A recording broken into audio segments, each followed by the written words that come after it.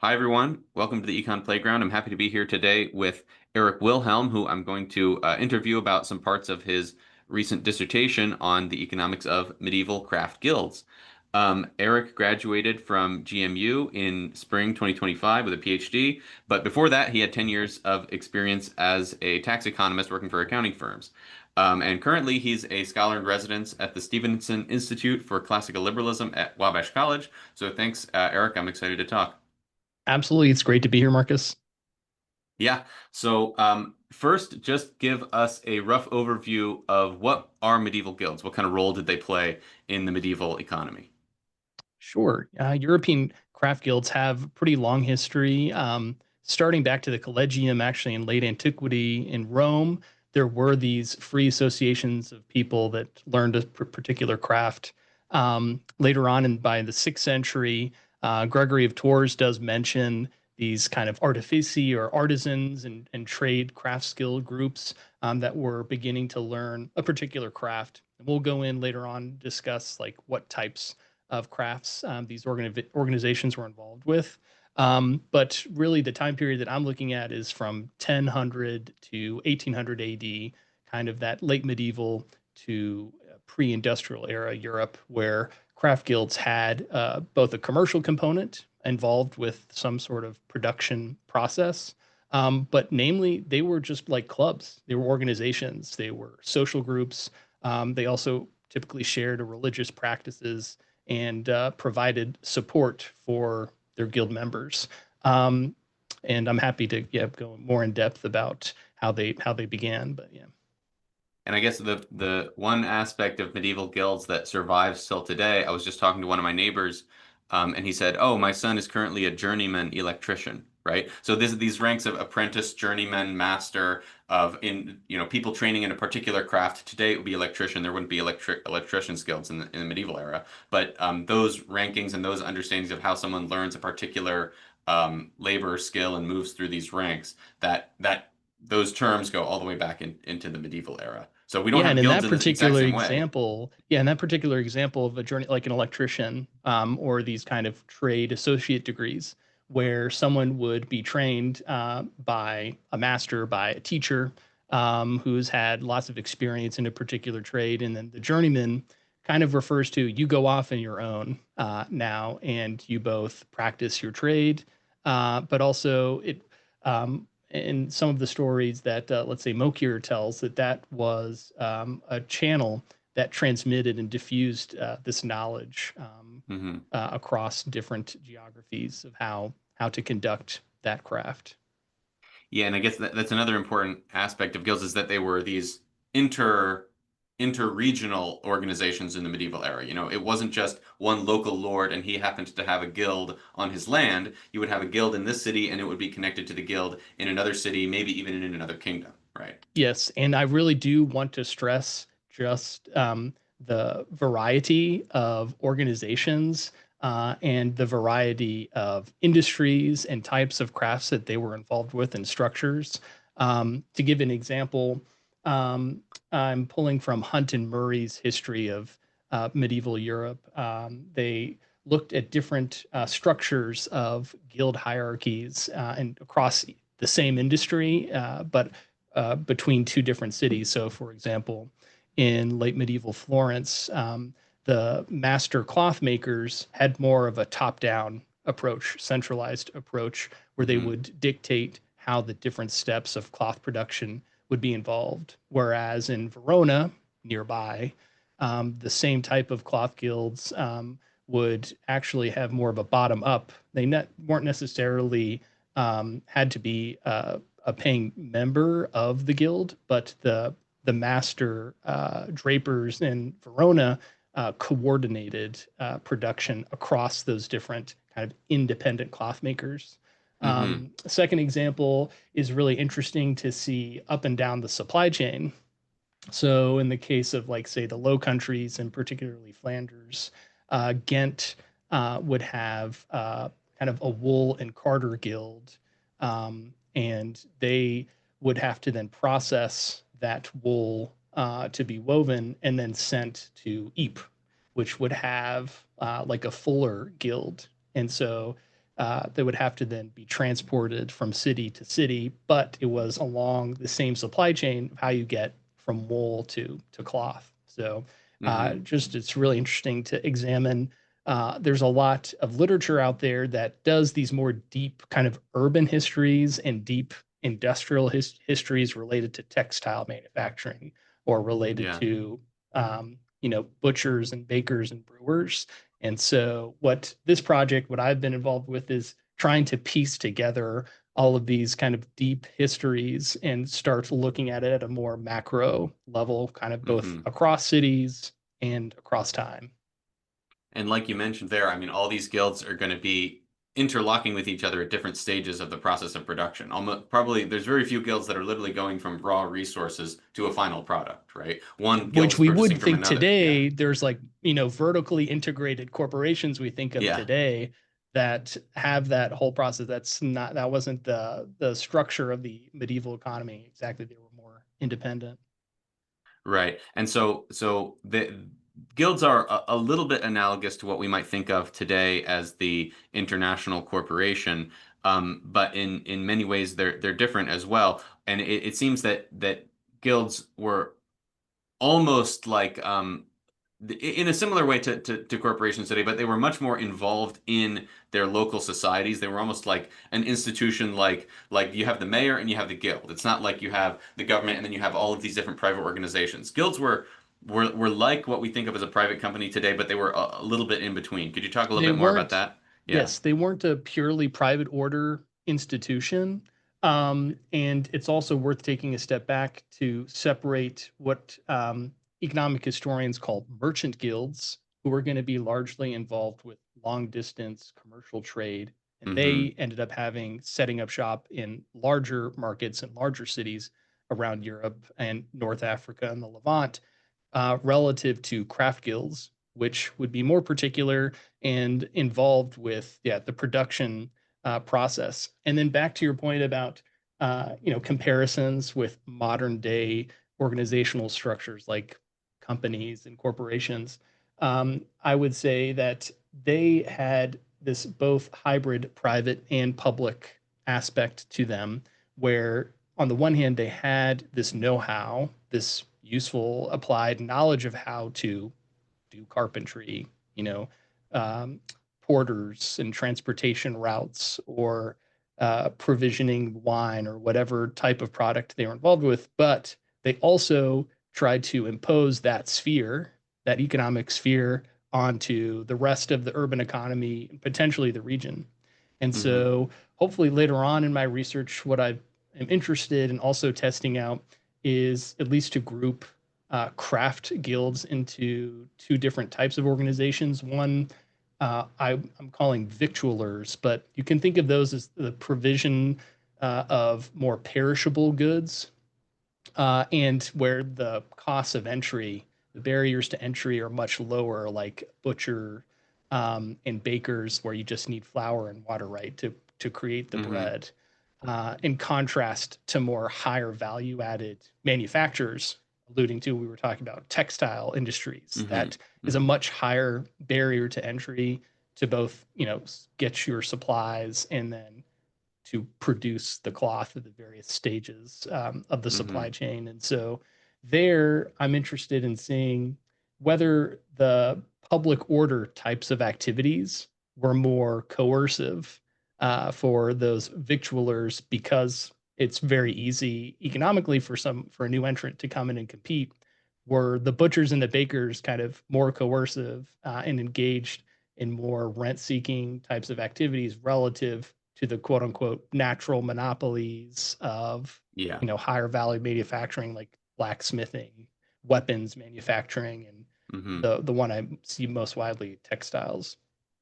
Yeah, so I guess you're saying something like the victuals provision, that seems much more like something that someone could substitute out of whatever the guild is providing into whatever locally thing they could just do on their farm. Because still over 90% of the people in medieval Europe are working in agriculture in some way. So you could figure out how to make bread if you're already growing wheat, but so the bakery or the bakers guild is much more likely to be actually trying to impose and crowd out that competition, rather through than, other say, the means, blacksmithing through guild. and Yeah. discriminate by other margins if they don't Yeah. have that ability, yeah, through their know-how and by specialized differentiated goods, they have to rely on other potentially more coercive. But that's kind of like, yeah, next on my agenda. But I have over the course of the data I've collected have been able to substitute and group different whether or not there were both victual and manufacturers. For a lot of the larger cities, you can imagine they have both.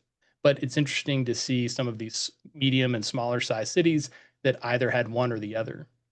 hmm So, could you tell us a little bit more about the religious character of the guilds? Because I've heard always that like each guild had its patron saint, and people know this just from just things they pick up in the world that oh, there's the patron saint of bakers, or there's the patron saint of artists, or things like that. So, what was that sort of relationship going on with the guilds? Yeah, and this also dovetails with the guild's social practice. They often prayed together. They provided these spiritual goods. We use those terms related to they would have a local chaplain or priest hmm within the guild hall that they would pay for, paying for prayers for vespers for deceased members of the guild. And of course, had over the course of the spiritual calendar celebrations, both may be related to their patron saint, but all the other holidays related to the Christian religion. Again, mostly looking at you know Christianity for the early part, and then in the second part of the time frame, I'm looking at both Catholic and Protestant cities.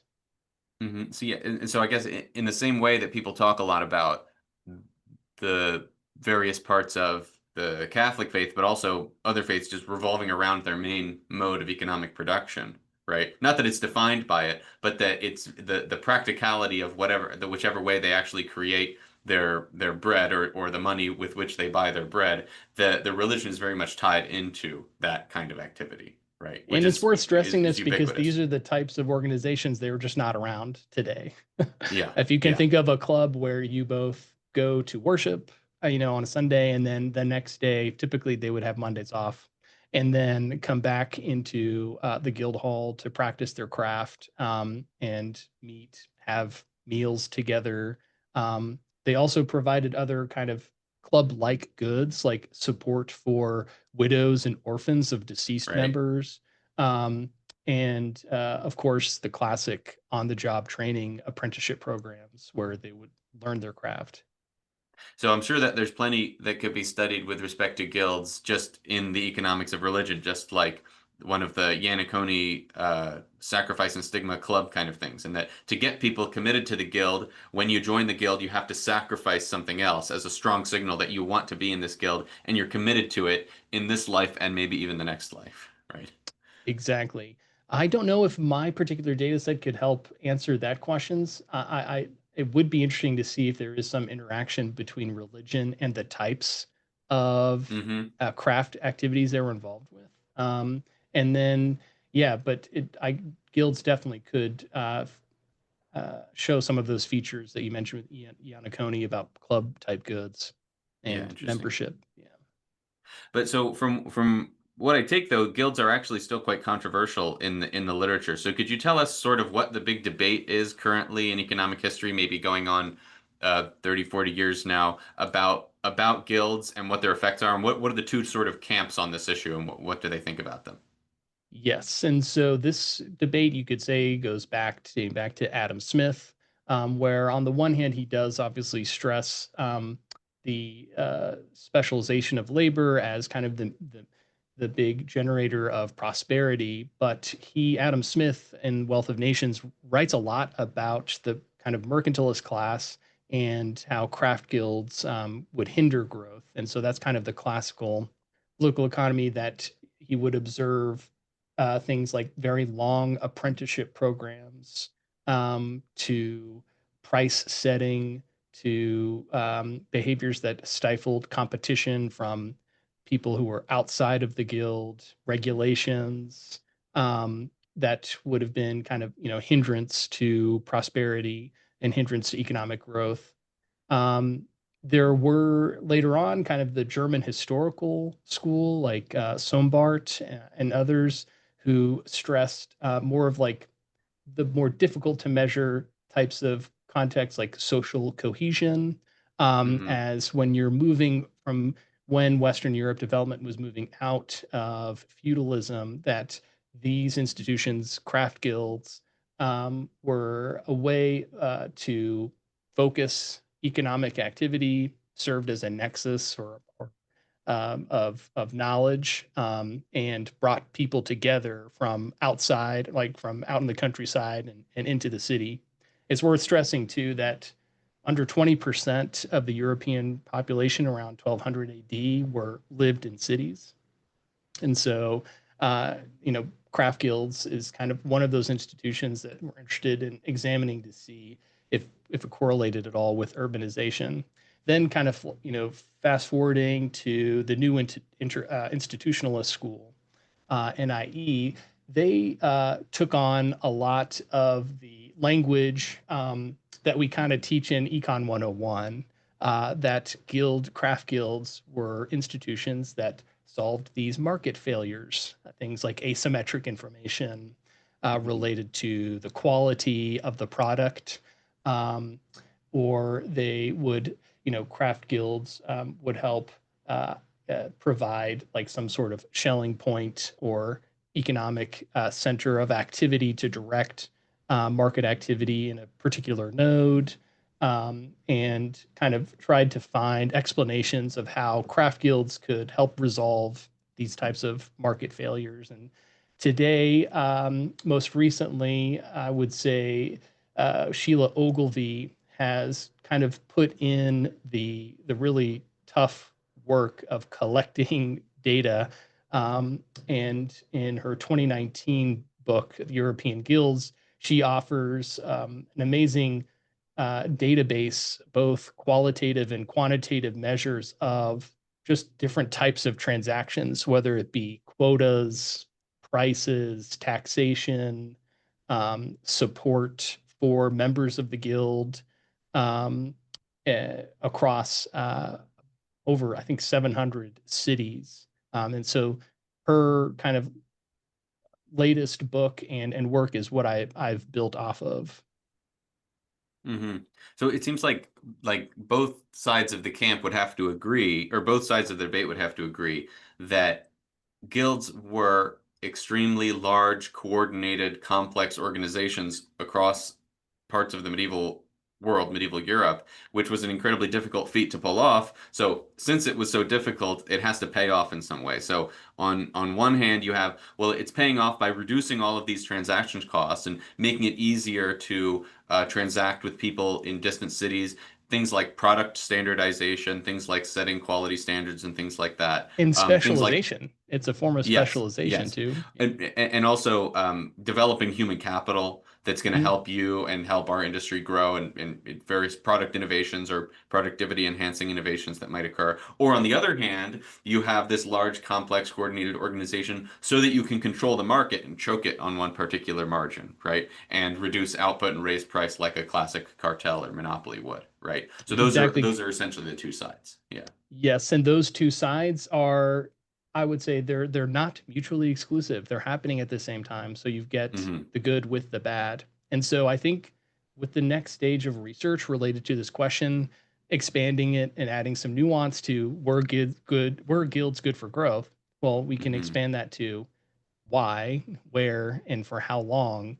Um, at least for this paper, I'm asking the last two questions, kind of, which is also interesting to see the where and for how long relationship with urban population growth. But yes, I think guilds were involved with both. They had the good human capital formation. They specialized their production processes. They were able to supply those higher value differentiated goods both within the city and then to a regional market. But as those organizations kind of acquired both knowledge and power within the city, they were able to usually through the local like city state or city assembly could regulate those larger economic spheres. And based on some of the historical anecdotes, could also be involved with fairly coercive behavior, as much as like violence on people who broke the rules. There's like one anecdote in Ogilvy's book about, I think, a Lubeck uh, merchant who was trying to go against one of the guild regulations, and one of the guild members came in and busted in their kneecaps, just to kind of give a very illustrative, you know, example of how coercive the guilds could be. Yeah, so that sometimes they exhibit like, the professionalism of an extended network, and sometimes they straight up are like the mafia. And straight up like the protection racket, yes. Yeah, exactly. Interesting. So, could you tell us a little bit more about specific ways that they got involved with the state? Where you had this story in your chapter about Queen Elizabeth and a statute that she passed relating to guilds. Yeah, this is like a good classic economic historian case study, is to compare England with France, right? And so in Uh-huh. the late 16th century, there was this statute of artificers that passed Parliament, in which they basically set up a relatively uniform set of wage regulations, quality control, um, quota restrictions about how guilds across different industries should conduct themselves, and basically left it to the guilds themselves to administer those rules, Hmm. relatively uniform. And to contrast that with a little bit later, I think there were edicts in France in the 1570s and 80s, where those edicts basically ceded all of the rule formation and the execution of those rules to the guilds, where each of the cities and each of the guilds and each of the cities in France basically became more particular, more varied from location to location. And Mm. so So that would be including enforcement. They offered the right to enforce these laws to the guilds as well, or the municipalities at least. to that municipality, I exactly, see. I so see. more devolved in that manner. And so it's been interesting, even just to see in that comparison between those two stories, to see that the relationship between guild presence and urban growth actually was much stronger in England and in the Low Countries, relative to what Ogilvy classifies as intermediately strong guild regions like France and Italy, and then in regions like in the Holy Roman Empire, Switzerland, and Austria and Central Europe, where they had even stronger guilds. The relationship between guild presence and growth is weaker. So Hmm. Yeah, I mean that story is a classic. It could both be thought of as a rent-seeking story, and that these guilds want more power, so they expend resources to get Parliament to pass this law. I don't know the exact background of the law, or it's sometimes what you'd call rent extraction, in that the Parliament wants guilds to act a certain way, so they threaten to regulate them out of existence, such that the guilds will comply with them in some particular way. But the fact that the guilds end up then getting to enforce these laws makes me think that it's more the former story, that the guilds were actually interested in getting these laws passed so that they would have more control. And it's worth noting, because I hear now Marco Yama in the back of my head reminding me that de facto guilds kind of die out in England Hmm. after this is passed, and really just do not have the same level of power. There's lots of literature kind of examining the reason for that, why guilds just didn't have the same teeth or staying power in England leading up to the Industrial Revolution, whereas guilds in those locations like Central Europe, Holy Roman Empire, they had much more staying power. Hmm. So tell us a little bit more. From one thing that I understood from your paper was the debate between that are more pro or more anti-guild. They're also related to some way in this debate between Malthus and Smith. They're leaning a little bit on either one of those theories. So can you tell us about the Malthus versus Smith story, such that we can unpack how deep this debate actually goes back into economic theory? Certainly, it's important to think about different models that economic historians have developed that try to explain, some of the origins of wealth and economic growth. The Malthusian approach basically takes the stand that population generally grows exponentially, whereas this carrying capacity or maybe food supply, grows arithmetically or linearly. And so in the Malthusian description, there is this kind of return from fertility to some sort of subsistence levels. So, for example, in the middle of the time series that I'm looking at is the Black Death, where there was a massive sudden shift in the population due to the spread of Yersinia pestis, the plague, and European population dropped by inward estimates from 40 to 50 or more percent of the European population dying. In the Malthusian explanation, well, then that kind of leads to at least a temporary right increase in prosperity of all of the wealth and know-how stayed roughly the same, but the number of people, so the per capita part, dropped precipitously. And that over time, then the population would continue to grow to kind of meet that new steady state population level.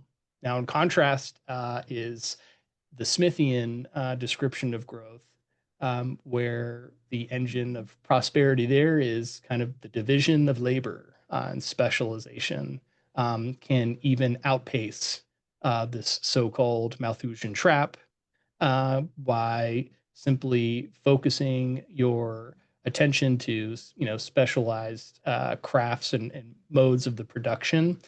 You can piece together more efficiently uh, value added goods and services through this division. And it's also, as we know, limited by the extent of the market. What does that mean? That means that this division, how specialized you can be across these different modes of production, can only grow if that consumption, if that market for that particular good that is interested in, if that's sizable. And it's interesting to see, now that you mention it, how this debate, different scholars in the debate like to lean on one model of growth. I think in the pre-industrial era, what the typical model that's usually used is and referenced as the Malthusian, because you don't see this, really strong hockey stick level of growth until the Industrial Revolution. You're probably familiar with, you know, economic historians that try to reconcile the two approaches. I think Gregory Clark describes in his book Farewell to Alms how in the Malthusian approach there was maybe some selection on certain types of values, culturally inherited values, that helped, say, England kind of escape that Malthusian trap. But yeah, it's interesting to see how both of those two models kind of compete with each other. So, and then help me tie together exactly how the Malthusian versus Smithian model ties on to the guilds debate, right? Which side Yes. thinks of the Smithian model, which side is emphasizing the Malthusian model? Yes. So the kind of like the German historical school, it may even be partly orthogonal, honestly, to both, because I think it's the model is really going to be captured in the context of the period that you're looking at. So the way that I had described it is kind of the Malthusian world describes the pre-industrial era, which also happens to be kind of the period that I'm examining the craft guild's Hmm. activity from 10 to 1800, whereas Smithian growth, you could say, takes hold right soon after 1776, right after Wealth Hmm. of Nations is published. It's also interesting to me to think through the tensions of Smith, where he both, uh, you know, explicates this model of the division of labor, while also simultaneously pushes back on craft guilds. I don't know if, in the context of my research with Noel Johnson in this paper, how much we want to lean in on how much like craft guilds is like a signal or a proxy for labor specialization. But Hmm. yeah, that's Well, I guess you could actually lean you could have both sides leaning into the Smithian model in that for Smith, yeah, population increases will increase productivity per person if there's a greater extent of the market and deeper division of labor, right? But the debate then becomes, well, what are guilds doing to the extent of the market? Are they choking off markets by monopolizing a labor or monopolizing a particular craft and restricting the movement of labor? Or are they increasing the extent of the market by reducing transactions costs and allowing more trade to happen between more different groups, right? So that, and again, and then that's why the debate continues because they Yeah, can even accept many common facts and interpret them in different ways, right? Based on their exactly. The debate preference. definitely continues. But I feel like the kind of marginal contribution that we're making is to examine when and where this Yeah, relationship was strongest between yeah, where craft guilds existed and how that correlated with urban population growth.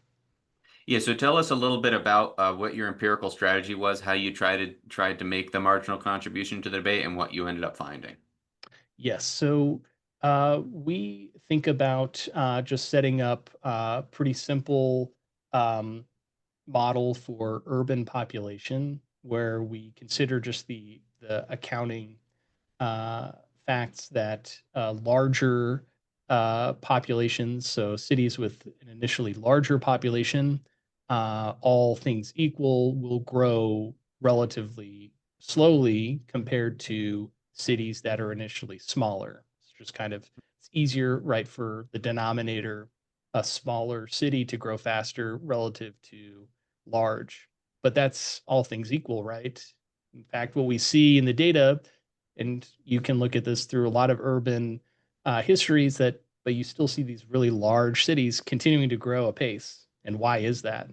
And so one of the potential contributors to like why is it that a larger city would grow faster despite it having an initially large population would be this type of Smithian explanation. Is there some sort of division of labor, specialization? Is the craft guild present and active in that city that is bringing in that more kind of centripetal force of bringing people in?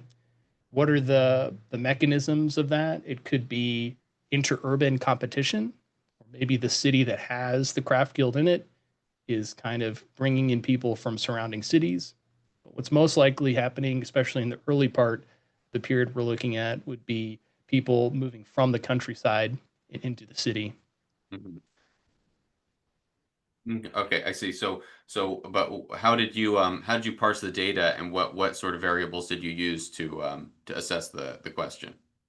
Yes, sorry. And for what we did was, so I kind of started with the qualitative and quantitative databases that Ogilvy had put together for 2019 book, and essentially, doubled the number of observations across cities for that time period from roughly 1000 to 1800 AD, looking at mostly secondary sources, but some primary sources. The secondary sources I looked at would come from like there's urban journals, urban histories. Also, like it's amazing to see kind of how particular academic journals can be, like textile industry in the medieval world, or you know, uh, let's say an urban history of Badajoz, Spain, or something. It was a lot of work over 2 years, kind of pouring through different articles and histories and kind of building off of what Ogilvy has done. But again, only trying to search for kind of any mention of craft guild activity and for how long in that particular city. And so Hmm. constructed over 1,400, a panel of over 1,400 Western European cities that identifies whether or not a craft guild was in that particular city during a preceding century and for what share of that century. Because you can imagine guilds coming in and out, forming and dying off for various reasons. And so I'm limited, right, to just what can be observed in the secondary and primary sources.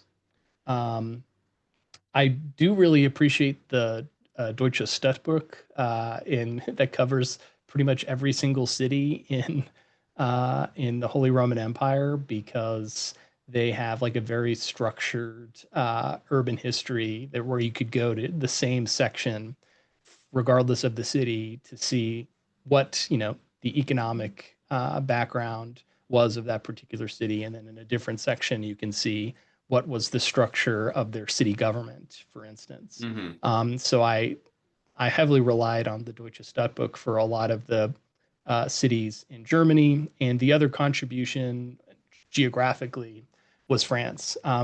I was surprised at how underrepresented France was, and as you can imagine, there's a lot of small villages. Of course, outside of the big ones like Paris, Bordeaux, Lyon, but lots of smaller villages that I had added to. In addition to those two variables, kind of the main whether a craft guild was there, for how long, and population. Also been categorizing what types of craft guilds were present in that city. As we had alluded to earlier, were they victualers? Were they manufacturers? But a lot of times for large cities, they had both. Hmm. And you're looking primarily at its effect on steady state population. What exactly does that mean? Yes. So what the model of growth that we're going to look at is taking that steady state convergence. So that relationship again of all else equal, larger cities aren't likely to grow as fast as smaller ones. And given that steady state convergence, that kind of movement from one period of a city's population to some steady state, we want to see if craft guild presence on that time extensive margin, how long any craft guild was active during a preceding century in that city, how much did that contribute to urban population growth? And so the main kind of highlighted finding is roughly craft guild presence for an entire century, so that all 100 years in the preceding century contributed roughly 7% growth Hmm. for that city in the subsequent century. So it's not huge and it's not too small, but it's Hmm. kind of an interesting finding. Yeah. It's impactful, yeah. But even more interesting, perhaps, is that you found that that rate actually changes over time around the Black Death. So can you tell us a little bit more about that finding and why it might be interesting? Yes. So there is a lot of discussion in medieval history and medieval urban history about this period before the Black Death, known as kind of the commercial revolution, where there was a lot of not necessarily net internal migration from outside of Europe, but more of this kind of internal redistribution, a miniature sense of urbanization before the Black Death. And that's an interesting finding that the relationship between craft guilds formation and presence is strongest in that earlier period from 1000 to 1300 AD. But then after the Black Death, it had a major ramifications for obviously the whole economy, but also labor market that kind of disentangled. That relationship was not as strong, and of course, leading up to the Industrial Revolution, let's say some of those quote unquote centrifugal pulling forces that attracted people from the countryside or other cities into cities that had craft guilds wasn't as strong in that later period. Hmm. And now we were talking a little bit before about why that might be. And so one of the theories that sort of came to my mind when I was reading that was Mansur Olson's The Rise and Decline of Nations, right? So his work and additionally in his other book, The Logic of Collective Action, he's concerned about how people can get together to do large, complicated things, right? Whether that's form a corporation or form some sort of extended club or a church or a network of friends or something like that, right? And so a nation is on its rise when it's able to lower the transactions costs or provide a legal framework or set of institutions such that people can act collectively towards larger, bigger goals, right? But once people can do that, once people can work together towards larger, bigger goals, they might use that collective action towards bad ends or ends that are destructive on the whole or prevent other people from organizing in effective ways. So it's possible that this pattern of of Guild's effect on urban growth is following the same track that Manser talks about, in that in the early period, something is happening, the commercial revolution in Europe, that allows guilds to assist in lowering transactions costs, bringing people together, increasing and deepening the division of labor in Europe, and bringing more people into cities. But after a while, and especially after that event of the Black Death, the guilds then become this more negative force, or a force that is now that so many people are attracted to guilds, and there's maybe or so many people are attracted to cities because of raising urban wages and such. There's so many more rents for them to capture, so they turn that same collective action power into a force for closing off parts of the economy, or redistributing rents towards themselves, rather than being a platform for more trade and more productivity, which spreads into other markets and has positive externalities. Does that sort of make sense to you? Yeah, I mean, it's funny to think about maybe that quote unquote collective goal of the city in that commercial revolution is to basically say the craft guild is a positive signal of early urbanization, and say, well, and it meets this kind of proto-Smithian setup, right? Of like, we're going to set up a craft guild that is specialized of a particular production process or service that we provide, right? We want to bring people from other cities that don't have this institution, that don't have guilds in it, or we want mostly bring people from the countryside to set up shop into the city. And that is kind of, I'll call the Smithian happy equilibrium that's meeting that positive relationship Hmm. where craft guilds are engaged in, let's say, what the new institutionalist school would say is resolving these market failures that were extant in the feudal society, right? And potentially after the Black Death, and it's not necessarily due to or cause of the Black Death, but rather just that period of the kind of pre-industrial era, craft guilds kind of use that influence for doing what was best for the guild. Right. This is Ogilvy's conclusion: is that ultimately, in the time periods that she has a lot more data on as well, is Hmm. after the Black Death, the types of activities that craft guilds were involved with were things like stifling competition, regulating trade, extending the apprenticeship program for years on end, limiting quotas of who can attend, increasing membership fees, things like this. Hmm. That the guilds, both privately, were engaged in those types of activities, but even more importantly, as it relates to urban growth, had more control that would be akin to state-like actions Yeah. of admitting people into the city generally, right?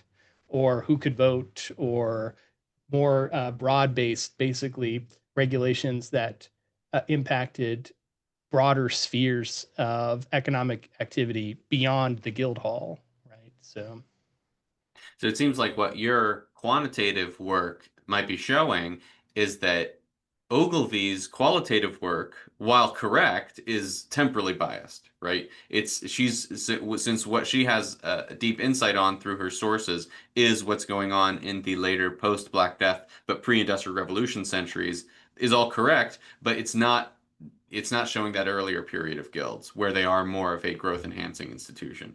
and Or that's where I perhaps want the to balance move is the different. ball Yeah. is, yeah, she's correct in that time period and in those regions. So I'm also can also answer some questions related to geography too, which is interesting, Hmm. and also time, where that relationship again with the narrow dimension of urban growth, where craft guilds had its strongest correlation association with urban growth was during the commercial revolution. And so, I mean, in a sense, that's a feather in the cap of the German historical school, new institutionalists who want to see the kind of more positive relationship. And so I hope that this kind of helps contribute to that discussion, at least to examine where and when, as opposed to what has been done and has been phenomenal, are these more kind of citywide urban histories like Ogilvy's classic, uh, both book and scholarly work on Württemberg and Hmm. the wool trade over time from one particular city, and then mostly with reference only to one guild. Now at a point where we can start collecting all of these independent urban histories or industry specific histories together to get a Hmm. broader macro view across cities and across time. Yeah. Now that I'm thinking about it, the analogy to the mafia also still makes sense because the mafia, while they're known for all of their destructive criminal activity and rent seeking, at various times they were an attractive organization for other people to support or at least not want to get rid of because they provided certain public goods that no one else could. Right, because of the uniqueness of the situation, like in southern Italy, where there aren't other good institutions to provide basic property rights. Well, we're going to lean into these guys, even if they're also kind of running a racket on the side. It was interesting too to see how much I had to add to my data set in Sicily itself too, in terms of Oh, craft guilds. interesting. I don't know if I don't have a good understanding of how frequently they interacted with like that type of mafia quote unquote activity, but maybe like a proto version of those Yeah. types of protection rackets, of how to protect their given industry. But yeah, it wasn't until yeah, like those types of coercive behaviors could only really occur if the guilds either had really broad um, power over the different spheres of the economy, or was more likely if they were involved with the state, if they were Hmm. highly represented in the city assembly. Many times, the mayor of the town would be guild master, and Hmm. so that's where guilds could use the arms of the state, as it were, to engage in those more coercive actions. Yeah, or I'm actually thinking also a little bit of the reverse, which is if anybody that studies really even pre-19th century history of the state, it was very hard in many ways to set up an administrative apparatus. Like we take for granted A that, oh, bureaucracy, yeah, that didn't they can exist. have a huge bureaucracy and push all of these papers. So it Yep. seems like in some cases, since guilds were already these established institutions with their own codes and ways of organizing themselves, may have, it seems like mostly in the case of municipal governments, maybe not the kings or nobles or the royal Or part of the territorial government. governments. Yeah. Yeah, the it seems like the municipal governments when they wanted to grow in influence, the presence of a guild might have also allowed them to jump over those hurdles that setting up a bureaucracy would otherwise entail. Like in the case of the Statute of Artificers, they're able to essentially offload the costs of enforcement onto the guilds, or in France, to each the government of each local region, I guess. Exactly. So this was before the Bismarckian Prussian bureaucracy developed way later. And Hmm. yeah, in the context of like yeah, the Statute of Artificers, or the edicts in France, the know-how of how to regulate an urban economy was in the city itself, wasn't necessarily as centralized. And so those guilds would be administrators of those regulations in the case of like the Statute of Artificers, because yeah, there was no national bureaucracy. Exactly. Hmm. And one thing that bringing it back to modern day that I was curious about while reading your paper and related to this issue of the government using another organization to enforce regulations is the parallels between the debate over um, the guilds and whether they were productivity enhancing or monopolizing, and modern tech companies, big tech companies, specifically like network good tech companies like Facebook or Google or something like that. And that sometimes they're talked about as natural monopolies or people who have choked off a specialized part of information such that they're gathering more and more rents for themselves. Or Amazon, obviously, is another example.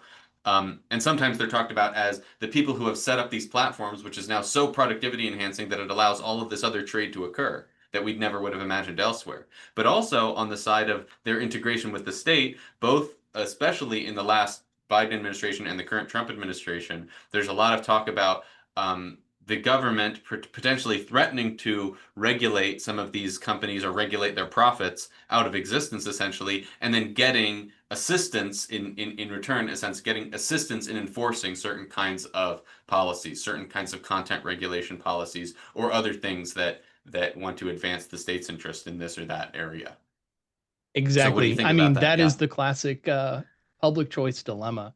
And I think it may even be worthwhile to, if you don't mind, I'll bring in a bit of my personal history.